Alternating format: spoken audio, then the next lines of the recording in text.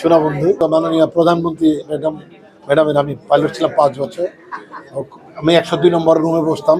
আপনার ভাবিকে এসে বলতেছে যে তুমি তো ওর সাথে সংসার করলা, এখন আমাকে দিয়ে দাও। আমার ফার্স্ট মুভি যখন হয় শোনা বন্ধু, পরিমণি ছিল আমার নায়িকা। তো স্টার্টিং চলচ্চিত্র চলচ্চিত্র নির্মাণ যখন করেছে জাহাঙ্গীর আলম সুমন, তখন উনি আমাকে বললেন যে পরিমণি তোমার এগেনস্টে নিতে চাই। তখন তার খুব নাম, পরিমণি খুব নাম ছিল। আমি বললাম ঠিক আছে, যদি হয় নেন। তো এটা এই শুরু হয়ে গেল ফার্স্ট মুভিটা আমার সোনা বন্ধু। ওটা ভালো গেল, সবাই ভালো বললো। তারপরে পরিষদ আমার সেকেন্ড ওয়ার্ক, এবং আরও 2-3টা কাজ প্রসেসে আছে যেগুলি পর্যবেক্ষণ করা হবে। এই যে ইন্ডাস্ট্রির গ্ল্যামার নায়িকাদের সাথে আপনি অভিনয় করেন, কখনো ভাবে কি হিংসা করে? আমি আসলে মনে হয়, বাট প্রুভ করতে গেলে আর পাই না। কারণ মাহিয়া মাহি, ববি, পরিমণি এবং অপু বিশ্বাস, 4 জনের সাথে তার যে সম্পর্ক, আমার মনে হয় আমার একই সম্পর্ক। এই জন্য খুব একটা ঝামেলা করে না। এটা ভক্তদের অধিকার, তারা যা খুশি আমাকে ডাকতে পারে। আমি না বললেই হয়।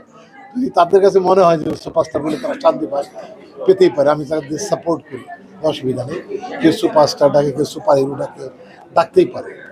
তাদের নিজের জায়গা থেকে, আমি আমার জায়গা থেকে আরেকজনকে আপনাকে অনেক সুন্দর দেখতে পারি। It is up to me, absolutely my matter.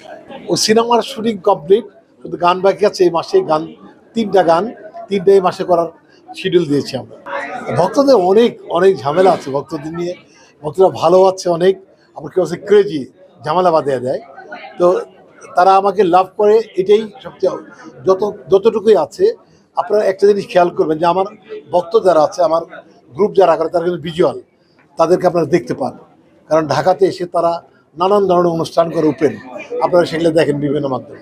আমার কিন্তু হিডেন ভক্ত নেই, ওপেন।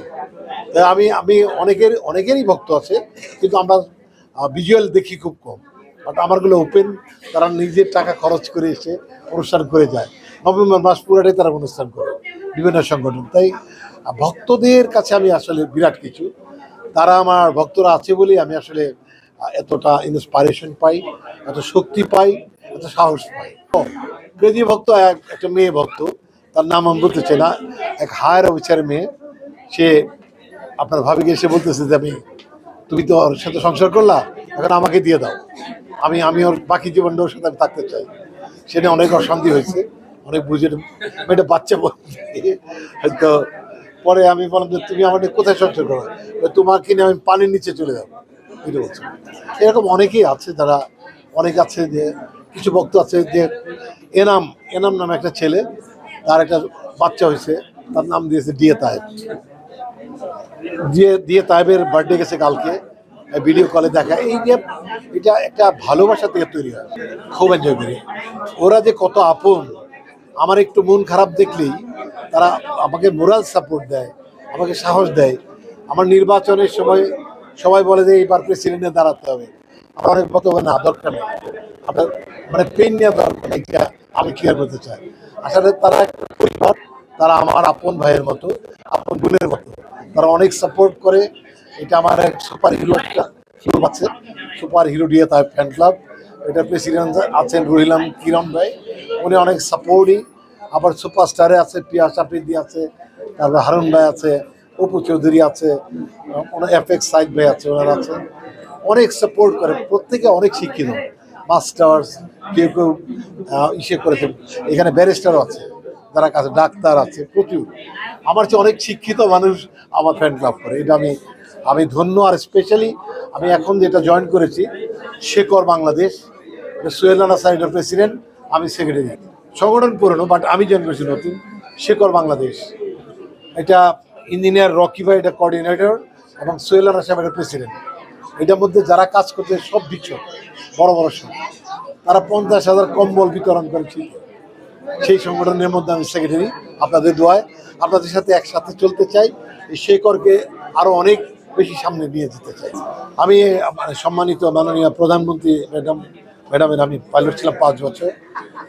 আমি 102 নম্বর রুমে বসতাম প্রধানমন্ত্রীর দপ্তরে, এবং ম্যাডামের সাথে অনেকবার কথা হয়েছে আমার।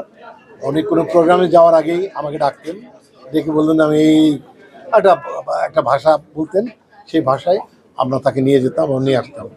এবং ওনাকে আমি খুব কাছ থেকে দেখেছি, উনি নামাজি, উনি প্রতি বৃহস্পতি রোজা রাখেন এবং উনি অনেক পরিশ্রমী।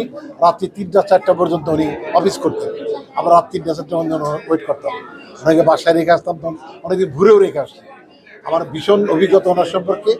উনি ওনার মধ্যে একজন মানুষ, একজন দেশের নেত্রী, আল্লাহ তাকে সুস্থ করে দেশে ফিরিয়ে দেখ, মানুষের উপকারে লাগুক, এটি খুবই পরিশ্রমী একজন মানুষ। আমি যতটুকু দেখছি সৎ, উনি কোনো অন্যায়কে কখনো প্রশ্রয় দিতেন না। আমার একটা অভিজ্ঞতা বলি, এক মন্ত্রীর কোনো ভুল ত্রুটি ধরা পড়লো, মন্ত্রী আসার পরে সবাই বললো যে আপনি যে ওনার কাছে একদম সরি হবে। পাওয়ারফুল এবং খুব অনেস্ট, মানুষের সততাই বোধহয় মানুষের শক্তি দেয়। আমি কোনো পলিটিক্যাল কিন্তু বলছি না, একজন মানুষ হিসেবে বলছি, একজন মানুষ হিসেবে আমার অধিকার আছে ভালোকে ভালো বলা। না, আমরা যখন একজনের সাথে কাজ করি আরেক সরকার আমাকে নিবে না। পরবর্তী যারা আসবে, আসার পরে দেখবে যে আমি কোথায় পাইলট ছিলাম, ম্যাডামের ছিলাম, তারপর আর আমাকে নিবে না। মানে এই বিষয়টা কিভাবে দেখেন? এটা মোটেই প্রফেশনাল না। প্রফেশনাল এটা নষ্ট করে, এটা ইনভলভ করে, পলিটিক্স করতে বাধ্য করে, এটা একদম ঠিক না।